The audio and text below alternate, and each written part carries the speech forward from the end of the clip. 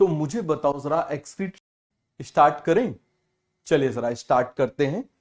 तो जो last class में पढ़ा था उसको एक बार रिवाइज कर लेते हैं, फिर हम आगे बढ़ेंगे। तो मुझे बताओ जरा excretory product and there elimination. तो नाइट्रोजन कंटेनिंग कंपाउंड्स होते हैं। अब मुझे बताओ हमारी बॉडी में नाइट्रोजन कंटेनिंग कंपाउंड्स बेटा दो बार नहीं, आपको कम से कम 5 बार करना है। समझ में आ गया? इस बात को आप बहुत अच्छे से समझो। देखो, गुरुद्रोण के बहुत सारे शिष्य थे, जयद्रथ भी उनमें से था, 100 कौरव भी थे, पांडव भी थे, लेकिन अर्जुन एक अलग था।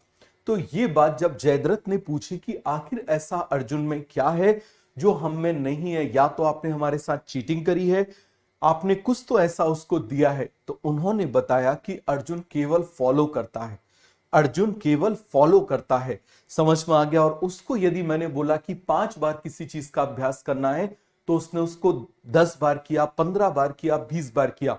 तो याद रखना, ज्यादा पढ़ने से सिलेक्शन नहीं होता, ज्यादा बार पढ़ने से सिलेक्शन होता है। समझ में आ गया? कितनी बार पढ़ने से? ज्यादा बार पढ़ने से। आपको परफेक्शन लाना है। नीट डिमांड परफेक्शन, नीट फालतू का नॉलेज डिमांड करता ही नहीं है। आप उतनी ही चीजों को यदि मल्टीपल टाइम्स कर लोगे, यदि आप उतनी ही चीजों को मल्टीपल टाइम्स आप यदि कर लोगे, तो क्या हो जाएगा? गड़बड़ हो जाएगा। सभी को कॉन्सेप्ट अच्छे से क्लियर हो गया? किसी को इसमें डाउट है, कोई कंफ्यूजन है तो मुझे बताओ। क्लियर हो गया? अब मुझे बताओ जरा प्रोटीन और न्यूक्लिक एसिड। तो प्रोटीन और न्यूक्लिक एसिड का मेटाबॉलिज्म होगा, प्रोड्यूस होगा NH2 ग्रुप। सबसे पहले डीएमिनेशन करते हैं, बट इतना डिटेल में अभी आपको जाना नहीं है। समझ में आ गया? क्या कर देते हैं? डीएमिनेशन कर देते हैं।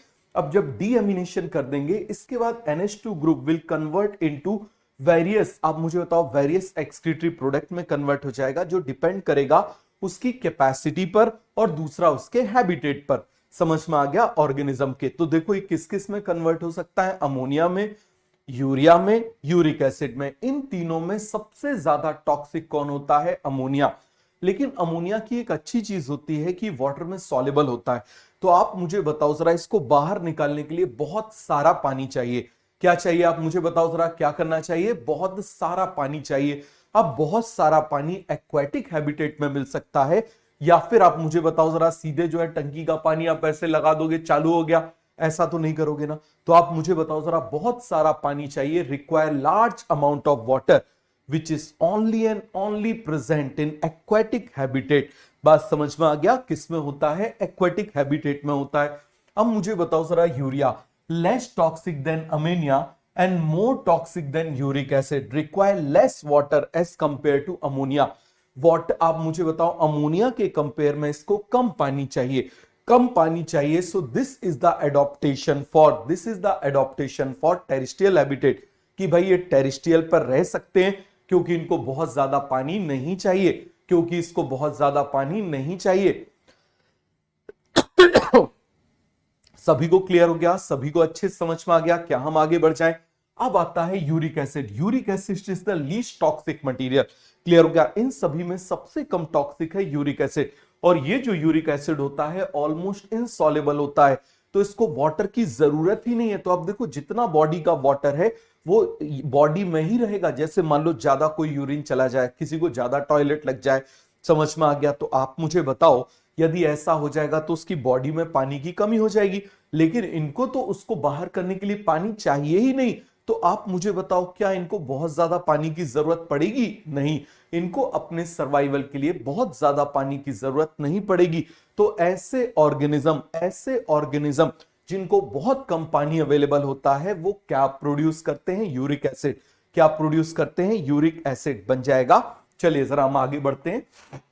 अब मुझे बताओ, uric acid as excretory product in bird is considered as adaptation. क्यों? क्योंकि ये इनसॉल्युबल है, so it does not require water for its excretion, so it provide conservation of water. ये क्या प्रोवाइड करता है? Conservation of water. बेटा कोई भी बुक आपको नहीं करनी है, मैं 1000 बार बोल चुका हूं। समझ में आ गया? आपको कोई भी बुक नहीं करनी है। क्लियर हो गया? कोई भी बुक आपको अभी नहीं करनी है, मैं बार बार बोल रहा हूं। केवल और केवल आपको क्या करना है? आपको केवल और केवल नोट्स करना है। नोट्स करने के बाद में आपको डीपीपी करना है। उसके बाद आपको क्या कर देना है? बोलिए जरा जल्दी से।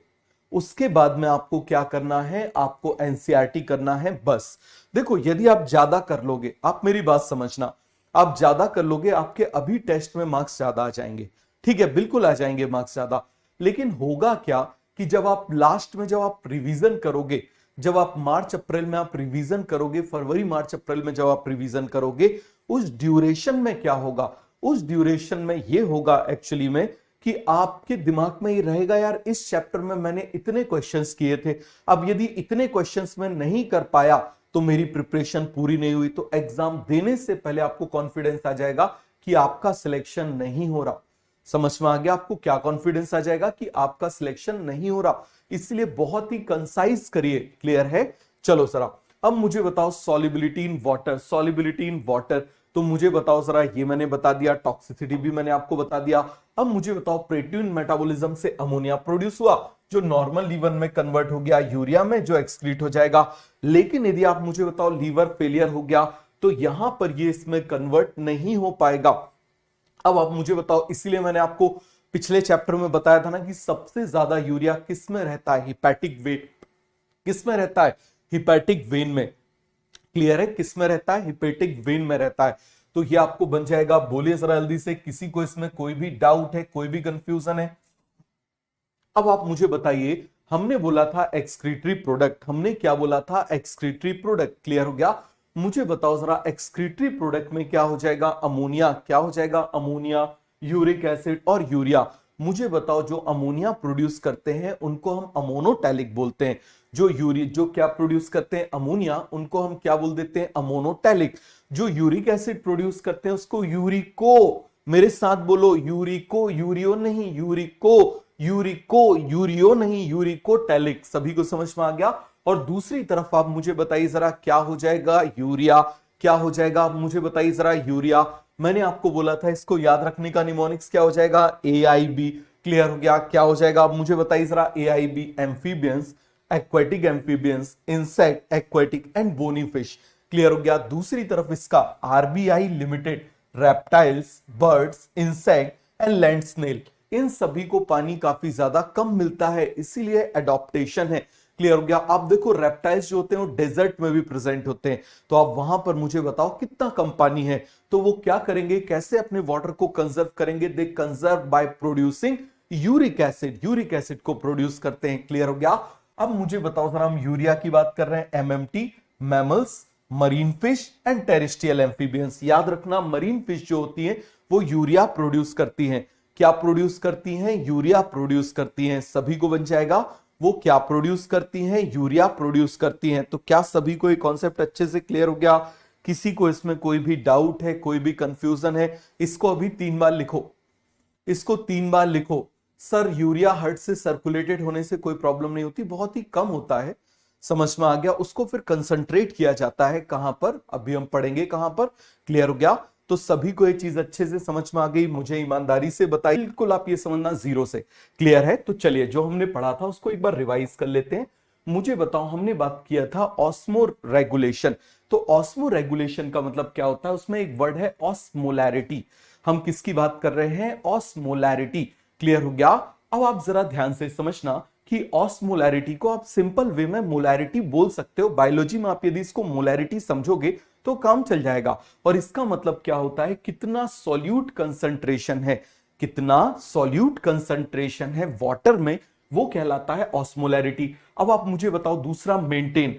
Basic meaning of osmo regulation is salt water balance. तो सॉल्ट वाटर को बैलेंस करना, सॉल्ट वाटर को बैलेंस करना। क्लियर हो गया? तो सभी को ये बात अच्छे से समझ में आ गई? ठीक है बेटा, अभी धीरे धीरे ठीक हो रहा है। कभी मतलब एक दिन छोड़ के ऑलमोस्ट एक दिन काफी ज्यादा पेन रहता है, लेकिन मैं कोशिश कर रहा हूं कि धीरे धीरे आप लोगों की क्लासेस तो चलती रहे।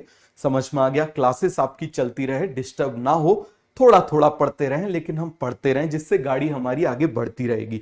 ठीक है? तो चलिए हम लोग आगे बढ़ते हैं। अब आप मुझे बताइए, ऑस्मो रेगुलेशन वर्सेस एक्सक्रीशन। तो ऑस्मो रेगुलेशन में क्या हो जाएगा? Maintain salt water concentration inside the body, और उसके अलावा जो भी फालतू की चीज है उसको बाहर कर दो। Removal from the body, removal from the body. सभी को क्लियर हो गया? Removal from the body. Excretory organ and structure. अब देखो सिंपल ट्यूब्यूलर स्ट्रक्चर्स होते हैं किसमें? आप मुझे बताइए जरा, इनवर्टिब्रेट्स में। लेकिन जो वर्टिब्रेट्स होते हैं, लेकिन जो वर्टिब्रेट्स होते हैं उनमें कॉम्प्लेक्स ट्यूब्यूलर स्ट्रक्चर्स होते हैं जिनको हम नेफ्रॉन बोलते हैं। आज इन नेफ्रॉन के बारे में हम डिटेल में पढ़ेंगे। क्लियर है? आगे आ जाओ। अब देखो नेफ्रीडिया क्या होता है। नेफ्रीडिया दो टाइप का होता है। नेफ्रीडिया कितने टाइप का होता है? दो टाइप का होता है। एक होता है प्रोटोनेफ्रीडिया और एक होता है मेटानेफ्रीडिया। प्रोटो मतलब प्रिमिटिव, प्रोटो मतलब प्रिमिटिव। क्लियर हो गया? तो अब आप मुझे बताओ जरा, यदि उसमें सिंगल ओपनिंग है, यदि उसमें सिंगल ओपनिंग है तो उसको क्या बोलेंगे? प्रोटोनेफ्रीडिया। लेकिन आप मुझे बताओ जरा, यदि इसमें टू ओपनिंग है तो उसको क्या बोल देंगे? मेटानेफ्रीडिया। क्या बोलेंगे आप मुझे बताओ जरा? मेटानेफ्रीडिया।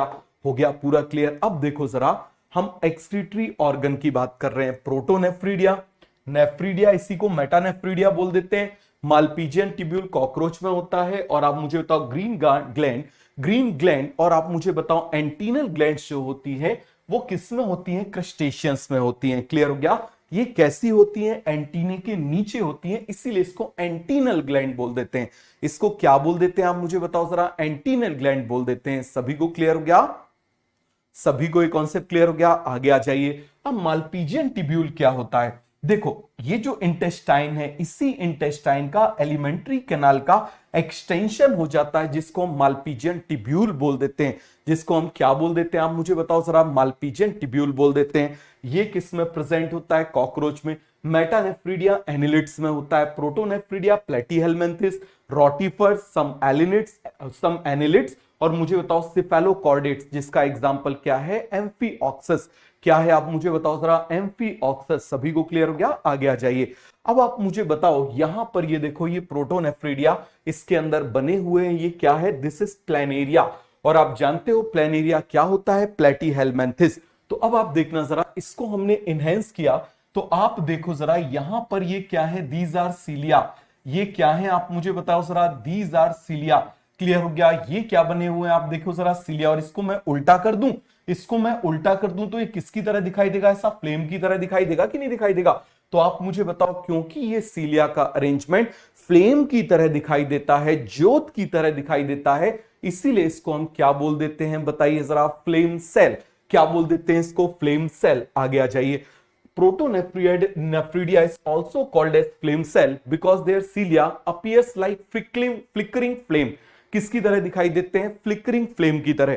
किसकी तरह दिखाई देते हैं? फ्लिकरिंग फ्लेम की तरह दिखाई देते हैं। अब फ्लेम सेल में क्या हो जाएगा? Primary function osmoregulation, secondary function excretion. Primary function osmoregulation, secondary function excretion. अरे सभी को बन जाएगा? आप बोलो जरा, आगे बढ़ जाएं। अब आप मुझे बताइए, यहां पर हम किसकी बात कर रहे हैं? यहां पर ये बना हुआ है नेफ्रीडिया। तो जरा ध्यान से देखना, इस नेफ्रीडिया में कितनी ओपनिंग है? ये देखो जरा, एक ओपनिंग ये हो गई, फिर इस तरीके से ट्यूब्यूल, और यहां पर इसकी दूसरी ओपनिंग हो जाती है। क्या हो जाती है? इसकी दूसरी ओपनिंग हो जाती है। ये देखो, ये रही नीचे, ये रही नीचे। क्लियर हो गया? तो यहां से आप देखो, ऐसे घूमते घूमते घूमते घूमते इसकी दो ओपनिंग हो गई। तो यदि दो ओपनिंग हो जाएंगी, इसी मेटानेफ्रीडिया का एडवांस वर्जन नेफ्रॉन है। इसी मेटानेफ्रीडिया का एडवांस वर्जन नेफ्रॉन है, बन जाएगा। आगे आ जाइए। अब आप देखो जरा, ये मैंने कॉकरोच बनाया था, तो कॉकरोच की जो एलिमेंट्री कैनाल होती है ना, उसी से ऐसे एक्सटेंशंस निकले होते हैं। क्लियर हो गया? और यही क्या करते हैं? सॉल्ट वाटर को बैलेंस करते हैं। क्या करते हैं? सॉल्ट वाटर को बैलेंस करते हैं, बन जाएगा। In porifera, coelenterata, ctenophora, osmoregulation occurs via body surface, क्योंकि ये सिंपल सेल्यूल, आप मुझे बताओ, सिंपल होते हैं। अब आप जरा ध्यान से देखना, हम किसकी बात कर रहे हैं? किडनी की पोजीशन की। किसकी बात कर रहे हैं? किडनी की पोजीशन की बात कर रहे हैं। क्लियर है? तो अब आप जानते हो वर्टिब्रा कितनी होती है? 7 वर्टिब्रा, 12 वर्टिब्रा, 5 वर्टिब्रा, 1 और 1।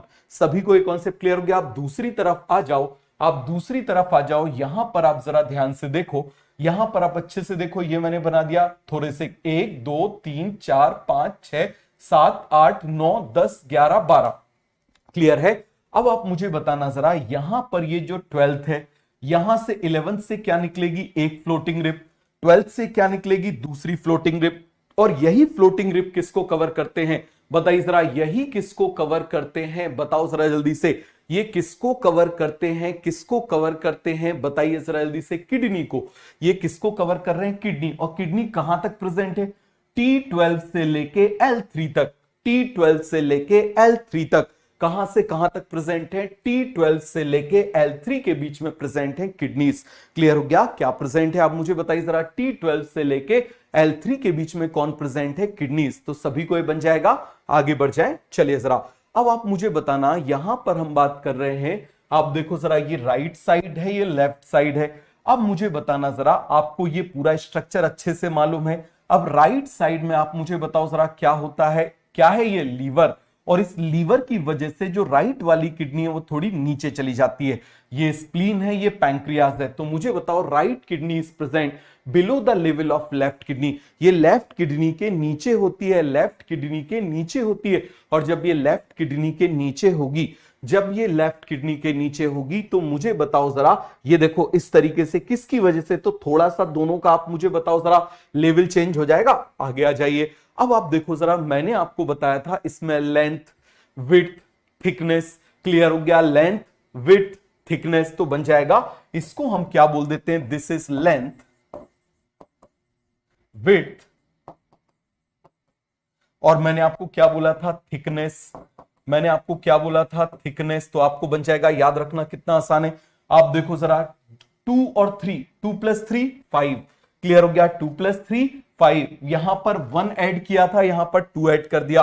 और इसकी कितनी हो जाएगी? 10 से 12। इसकी कितनी हो जाएगी? 10 से 12। जरा 5 बार इसको लिखो, जरा इसको 5 बार लिखो अपनी कॉपी में। Length, width and thickness, length, width and thickness का ये जरा 5 बार लिखो अपनी कॉपी में जल्दी से।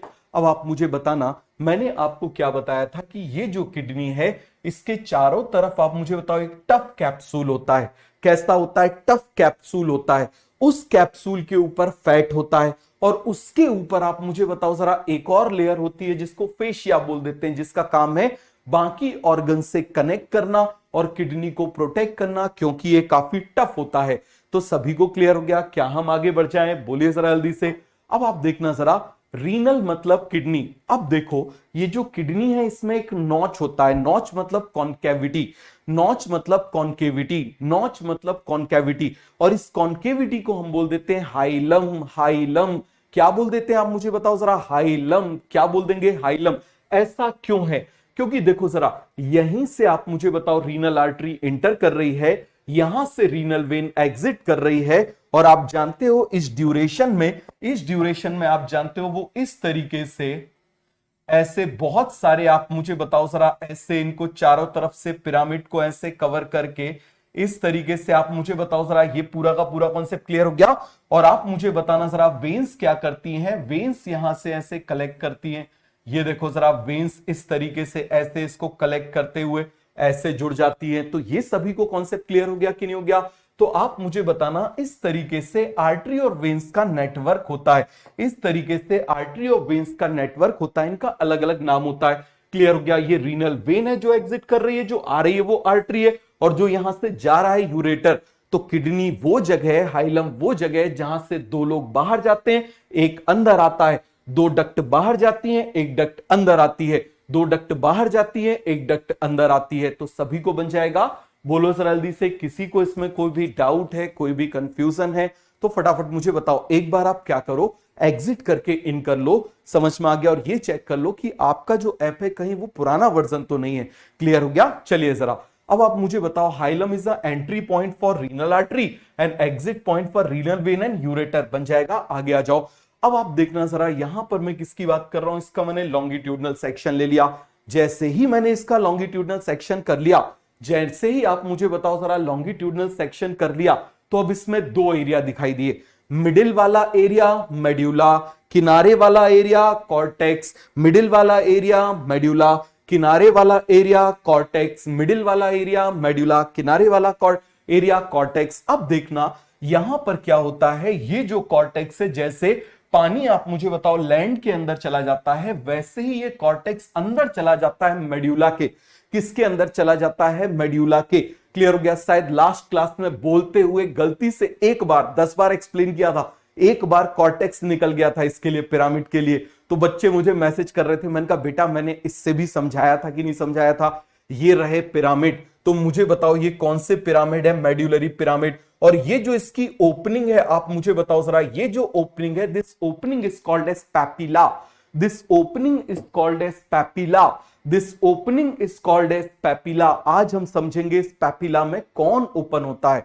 समझ में आ गया? आज हम समझेंगे इस पैपिला में कौन ओपन होता है। समझ में आ गया? आज ही क्लास 2 बजे से रोज नहीं होगी, रोज अपने फिक्स टाइम पर होगी। सभी को ये बात अच्छे से समझ में आ गई? चलिए हम आगे बढ़ते हैं। तो आप मुझे बताओ जरा, कॉर्टेक्स क्या हो जाएगा? कॉर्टेक्स आप मुझे बताओ इंटर इनसाइड द मेडुला, जिसको हम क्या बोलेंगे? Column of Bertini. C for column, C for column, C for cortex. तो ये कॉलम बने हुए कॉर्टेक्स से, जिसको हम क्या बोल देते हैं? Column of Bertini. क्या बोल देते हैं आप मुझे बताओ जरा? Column of Bertini. सभी को क्लियर हो गया? बोलो जरा जल्दी से। कोई भी फालतू की बात लिखेगा, कोई भी फालतू की बात लिखेगा, इमीडिएटली उसको ब्लॉक कर देना। आप डाउट लिखिए, प्रिसाइज डाउट लिखिए और अच्छे से सुनिए, जिससे डिस्टरबेंस ना हो जाए। मेरे सामने इतने बड़े में चल रहा है, सोचो मेरा कितना कंसंट्रेशन लूज होता होगा, और मेरा कंसंट्रेशन लूज होगा तो किसका नुकसान होगा? तुम्हारा। भाई मुझे थोड़ी एग्जाम देना है। समझ में आ गया? तो आप मुझे बताओ जरा, cortex enter inside medulla, column of Bertini. अब मुझे बताओ जरा, ये क्या हो जाएगा? This is a medullary pyramid. ये क्या है आप मुझे बताओ जरा? Medullary pyramid. और मुझे बताओ जरा, ओपनिंग ऑफ मेडुलरी पिरामिड लिखा भी हुआ, is called as papilla. Opening of medullary pyramid is called as papilla बन जाएगा। सभी को क्लियर हो गया? आगे आ जाओ। अब आप यहां पर जरा ध्यान से देखना, ये मेडुलरी पिरामिड यहां पर ओपन हो जाएंगे, ये मेडुलरी पिरामिड यहां पर ओपन हो जाएंगे, और इनको हम क्या बोलेंगे? बताइए जरा जल्दी से। इनको बोलेंगे पैपिला। इस पैपिला से जस्ट एक जो डक्ट निकलेगी, इस पैपिला से जस्ट एक जो डक्ट निकलेगी, वो माइनर कैलिक्स कहलाएगी। समझ में आ गया? ये देखो जरा, minor calyx, minor calyx, minor calyx, minor calyx, minor minor minor minor. Clear हो गया? अब ये जो 2 से 3 माइनर कैलिक्स हैं, देखो 1 2 3, यहां 2, यहां 3, तो इन्होंने मिलके क्या बना लिया? Major calyx. Minor vessel, major vessel, और ये सभी एक स्पेस में खाली जगह पर ओपन हो जाते हैं, जिसको हम पेल्विस बोलते हैं। जिसको हम क्या बोलते हैं आप मुझे बताओ जरा? पेल्विस। क्या बोल देते हैं? पेल्विस मतलब स्पेस। और यहीं से क्या बाहर निकलेगा? यूरेटर। तो बन जाएगा ये वाला डायग्राम। एक बार अभी आप लोग बनाओ, जल्दी से बनाओ, ये डायग्राम बहुत इंपॉर्टेंट है। क्लियर हो गया? जल्दी से ये डायग्राम बनाओ, बहुत ज्यादा इंपॉर्टेंट है।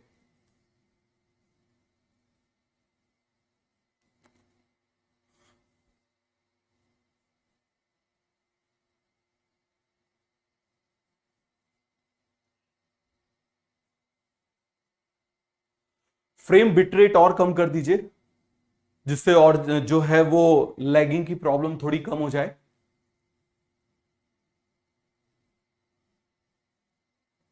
रिफ्रेश कर लो एक बार बेटा, रिफ्रेश कर लो। ठीक है, एग्जिट करके री एंटर कर लो, अच्छे से चलेगा। क्लियर हो गया? तो ये डायग्राम जब तक आप बनाओ, जल्दी से ये वाला डायग्राम बनाओ, फिर मैं आपको बताता हूं कि फंक्शनल यूनिट ऑफ किडनी हम क्या बोलते हैं? नेफ्रॉन। क्लियर हो गया? क्या बोलते हैं? 10 लाख। 1 मिलियन मतलब 10 लाख। तो बना लिया सभी ने, ये सभी को याद हो गया। तो अब आप मुझे बताइए जरा, ये मैंने आपको डायग्राम दिखाया था, ये किडनी है, इसके ऊपर ये एड्रिनल ग्लैंड है, इसके ऊपर क्या है आप मुझे बताइए जरा? ये एड्रिनल ग्लैंड है, बन जाएगा। अब देखो जरा, ये रीनल आर्टरी, ये रीनल वेन। क्लियर हो गया? Renal artery, renal vein, minor calyx, major calyx, और यहां पर ये पेल्विस। अभी मैं आपको नेफ्रॉन के बारे में बताने वाला हूं, तब ये डायग्राम बहुत ज्यादा काम आएगा। क्लियर हो गया? तब उस समय ये वाला डायग्राम जम के काम आएगा, तो अच्छे से समझना जरा। तो अब आप मुझे बताओ जरा, हम किसकी बात, तो हम लोग फटाफट इसको क्या करते हैं? स्टार्ट करते हैं। चलिए जरा, आप मुझे बताइए, ये मैंने आपको बताया था, अब आप जरा ध्यान से देखना, ये सारी चीजें आपको मालूम है। ये कौन सा नेफ्रॉन है? Cortical nephron. क्लियर हो गया? ये कौन सा नेफ्रॉन है? Juxta medullary. देखो मेडुला के पास है जक्स्टा मेडुलरी, ये इसकी कलेक्टिंग डक्ट है, इसकी कलेक्टिंग डक्ट है कहां पर ओपन हो रही है? रीनल पैपिला में। और मुझे बताओ कलेक्टिंग डक्ट कहां से प्रेजेंट है? कॉर्टेक्स से मेडुला तक प्रेजेंट है। कहां से कहां तक प्रेजेंट है? कॉर्टेक्स से मेडुला तक प्रेजेंट है। तो ये आपको बन जाएगा। अब फंक्शनल यूनिट ऑफ किडनी हम क्या बोल देते हैं? नेफ्रॉन। हर किडनी के अंदर, हर किडनी के अंदर आप मुझे बताइए जरा, 1 मिलियन नेफ्रॉन्स होते हैं। कितने नेफ्रॉन्स होते हैं? 1 मिलियन नेफ्रॉन्स होते हैं। क्लियर हो गया? आगे आ जाइए। अब आप देखना जरा, यहां पर हम बात कर रहे हैं, ये एफरेंट है, ये इफरेंट है, ये ग्लोमेरुलस टफ्ट है। समझ में आ गया? अब मुझे बताओ, ये फर्स्ट वॉल है, ये सेकंड वॉल है, और ये डबल वॉल सैक जो स्पेस हम बोल दें, टिब्यूल बोल दें, इसको क्या बोल देंगे? Bowman's capsule. किसके नाम पर रखा गया है? विलियम बोमेन के नाम पर रखा गया है। अब आप मुझे बताओ इसके बाद में एक इसके पास में, आप मुझे बताओ जरा, बोमन्स कैप्सूल के पास में एक ऐसा कन्वर्जन हो गया, एक ऐसा आप मुझे बताओ कॉन्वोल्यूशन हो गया, एक सर्कल एक नॉट टाइप का बन गया, इसको बोल देते हैं प्रॉक्सिमल कॉन्वोलेटेड टिब्यूल। इसके बाद loop of Henle, this is the descending, this is the ascending, this is the thin descending, this is the thin ascending and this is the thick ascending. क्यों? क्योंकि फिल्ट्रेट ऐसे जाएगा। देखो जरा, जो filtrate है ना, आप समझना जरा, वो फिल्ट्रेट कैसे जाएगा, यहां से फिल्टर होके यहां, यहां से यहां, यहां से यहां, यहां से यहां, यहां से यहां, यहां से यहां, तो यहां से नीचे जा रहा है ना, तो आप मुझे बताओ क्या कहलाएगा? डिसेंडिंग। यहां से आप मुझे बताओ जरा, ऊपर जा रहा है ना, तो ये क्या कहलाएगा? असेंडिंग। अब इसके बाद में आप मुझे बताना ये क्या हो जाएगा? इसके दूर वाला डीसीटी, डिस्टल कॉन्वोलेटेड टिब्यूल, और फिर ये किससे कनेक्ट हो जाएगा? कलेक्टिंग डक्ट से, जो किस में ओपन होगा? पैपिला में ओपन होगा। और कलेक्टिंग डक्ट, एक आप मुझे बताओ जरा, एक अकेली कलेक्टिंग डक्ट बहुत सारे उसको कलेक्ट करती है। सभी को क्लियर हो गया? आगे आ जाइए। अब आप देखो जरा, nephron is made up of glomerulus, किसका बना हुआ है? ग्लोमेरुलस का। और किसका बना हुआ है? टिब्यूल्स का। टिब्यूल्स में क्या क्या आ जाएंगे? Bowman's capsule, TCT, loop of Henle, DCT बन जाएगा। अब आप मुझे बताना जरा, यहां पर हम किसकी बात कर रहे हैं? ग्लोमेरुलस। तो ग्लोमेरुलस और बोमन्स कैप्सूल इन्वॉल्व होते हैं फिल्ट्रेशन में, तो इसको रीनल कॉर्पस्कल्स और मालपीजियन बॉडी बोल देते हैं। क्या बोल देते हैं इसको? मालपीजियन बॉडी बोल देते हैं। सभी को क्लियर हो गया? आगे आ जाइए। अब आप यहां पर जरा ध्यान से देखना, यहां पर ये हमने क्या बना दिया? This is a left ventricle. अब लेफ्ट वेंट्रिकल जब पंप करेगा तो यहां से stroke volume, stroke volume 1 minute में जो होगा वो क्या कहलाएगा? Cardiac output. तो 1 मिनट में आप मुझे बताओ जरा, सभी को ये पूरा क्लियर हो गया? तो कितना कार्डियक आउटपुट होता है? 5000 से 5200 ml पर मिनट। क्लियर हो गया? अब इसका 1/5 जाता है किडनी पर। कितना जाता है आप मुझे बताओ जरा? किडनी पर जाता है। हाँ बेटा, मुहर्रम की छुट्टी रहेगी कल, समझ में आ गया? Sir collecting duct to medulla में नहीं बेटा, कलेक्टिंग डक्ट कॉर्टेक्स से मेडुला में प्रेजेंट होती हैं। समझ में आ गया? फिर से मैं आपको अभी डायग्राम दिखा दूंगा, आपको समझ में आ जाएगा। तो आप मुझे बताओ 1/5 बोथ किडनीज। क्लियर हो गया? तो कल आपकी छुट्टी रहेगी, कल आपकी कंप्लीट छुट्टी रहेगी मुहर्रम की। सभी को एक कॉन्सेप्ट क्लियर हो गया? चलिए आप आगे आ जाइए। अब आप यहां पर मुझे बताना, यहां पर मैंने बोला सबसे पहले यहां पर ये फिल्टर्ड हुआ, और ये फिल्टर्ड हुआ तो इससे बहुत ही छोटी छोटी चीजें गई, तो इसको फिल्ट्रेशन और अल्ट्रा फिल्ट्रेशन भी बोल सकते हैं। इसको क्या बोल सकते हैं? फिल्ट्रेशन और अल्ट्रा फिल्ट्रेशन। पहले कॉन्सेप्ट समझो, उसके बाद में फिल्ट्रेशन और अल्ट्रा फिल्ट्रेशन, फिल्ट्रेशन और अल्ट्रा फिल्ट्रेशन। सभी को क्लियर हो गया? क्योंकि इससे बहुत ही माइन्यूट चीजें जा रही हैं। क्लियर हो गया? अब आप मुझे बताओ, यहां से वापस यदि बॉडी में भेज देंगे तो रीएब्जॉर्प्शन हो गया। इसको फेंकना था लेकिन इससे खींच लिया, इस डस्टबिन में से काम की चीज निकाल ली, तो ये रिसाइकलिंग रीएब्जॉर्प्शन कहलाएगा। और यहां से कोई चीज काम की नहीं है तो उसको यहां भेज देंगे, जो यहां से काम की नहीं है उसको यहां भेज देंगे। क्लियर हो गया? ये सभी को बात समझ में आ गई? और यहां से एक्सक्रीशन मैंने आपको और सिंप्लीफाइड डायग्राम करके बताया था, टिब्यूलर फिल्ट्रेशन, ग्लोमेरुलर फिल्ट्रेशन और अल्ट्रा फिल्ट्रेशन। सभी को क्लियर हुआ? अल्ट्रा फिल्ट्रेशन बन जाएगा। अब आप मुझे बताओ जरा, यहां से रीएब्जॉर्प्शन, यहां से सिक्रीशन और यहां से एक्सक्रीशन। तो जरा यूरिन वॉल्यूम का फॉर्मूला बताओ, यहां से कितना बाहर आएगा? ये प्लस कर रहा है तो इसको प्लस कर दिया, ये खींच रहा है इसमें से तो इसको माइनस कर दिया, ये प्लस कर रहा है तो इसको प्लस कर दिया। तो urine volume is equal to, आप मुझे बताओ, filtration minus reabsorption plus secretion बन जाएगा। आगे आ जाइए। अब देखो, यहां से 1/5 ऑफ द कार्डियक आउटपुट जाता है। कार्डियक आउटपुट क्या जाता है? आप मुझे बताओ जरा। कार्डियक आउटपुट जाता है। अब जब ये कार्डियक आउटपुट जाएगा तो यहां पर 125 ml पर मिनट फिल्टर्ड हो जाता है। समझ में आ गया? 125 ml पर मिनट फिल्टर्ड हो जाता है।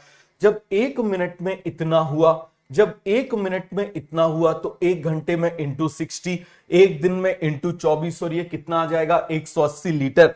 लेकिन यूरिन का, नॉर्मल यूरिन का जो वॉल्यूम होता है, कोई भी यदि रीनल डिसऑर्डर्स नहीं है तो नॉर्मल यूरिन वॉल्यूम जो होता है वो 1.5 लीटर होता है।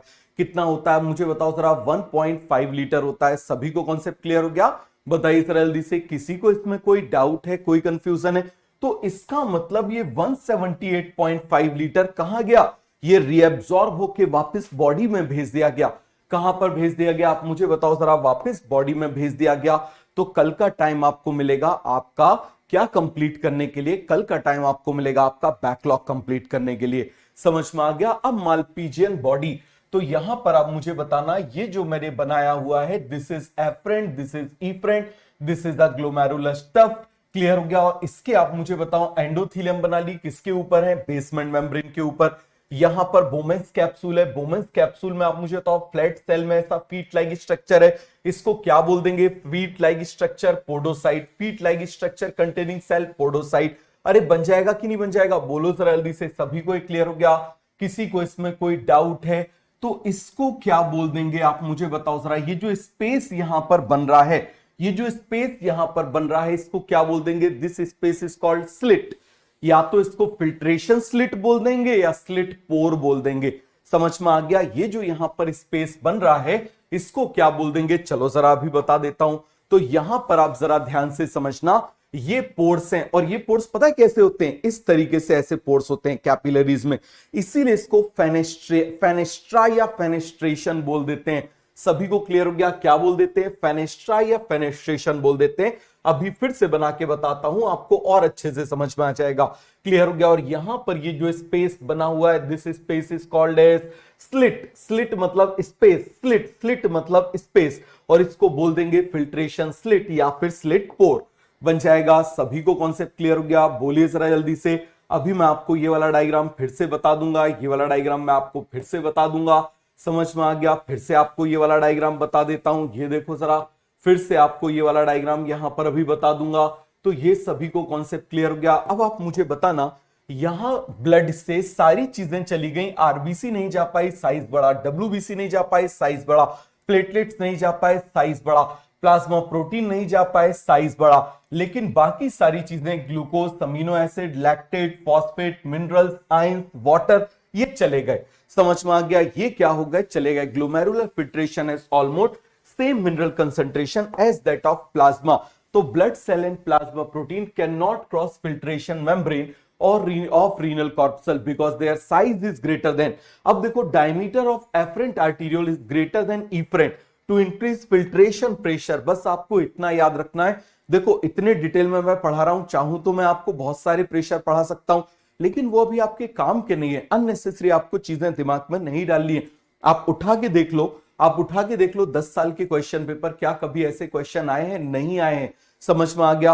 और कल अपलोड हो गया और अभी तक 2 ही सेशन हुए हैं। समझ में आ गया? क्योंकि मेरी तबीयत बिगड़ गई थी, तो अभी तक टोटल 2 सेशन हुए, और 2 के 2 जो जूम सेशन है वो अपलोड हो चुके हैं। किस पर अपलोड हो चुके हैं? यूट्यूब पर अपलोड हो चुके हैं। सभी को क्लियर हो गया? To increase filtration pressure in glomerular tuft बन जाएगा। अब आप यहां पर जरा ध्यान से देखना, 2 टाइप ऑफ नेफ्रॉन। ये देखो जरा, ये कॉर्टिकल नेफ्रॉन है। कॉर्टिकल नेफ्रॉन का भी चाहे कोई भी नेफ्रॉन हो, collecting duct starting from cortex and reaches to inner medulla. Inner medulla papilla तक पहुंच जाएगा। सभी को क्लियर हो गया? अभी डायग्राम बना के बताता हूं। अब मुझे बताओ, ये इसके पास में है, तो ये क्या हो जाएगा? Juxta medullary nephron. इसका लूप ऑफ हेनले लंबा होता है, इसका नंबर कम होता है, और यहां पर अगेन कलेक्टिंग डक्ट कॉर्टेक्स से कहां तक है? मेड्यूला में। कॉर्टेक्स से कहां तक है? मेड्यूला में। ये वाला पार्ट डिफरेंट बिहेव करता है, ये वाला पार्ट डिफरेंट बिहेव करता है, जिसके बारे में हम पढ़ेंगे। तो सभी को एक कॉन्सेप्ट क्लियर हो गया? आप बोलिए जरा जल्दी से। प्रेजेंट इन मेड्यूला क्लियर हो गया? तो यहां पर एक पॉइंट लिख सकते हो कि present in medulla and cortex both. बताओ जरा कौन सा स्ट्रक्चर है? हम लिख ले present in medulla, medulla and cortex both. Present in medulla and cortex both कौन हो जाएगा? आप मुझे बताइए जरा। Collecting duct. क्या हो जाएगा? आप मुझे बताइए जरा। Collecting duct.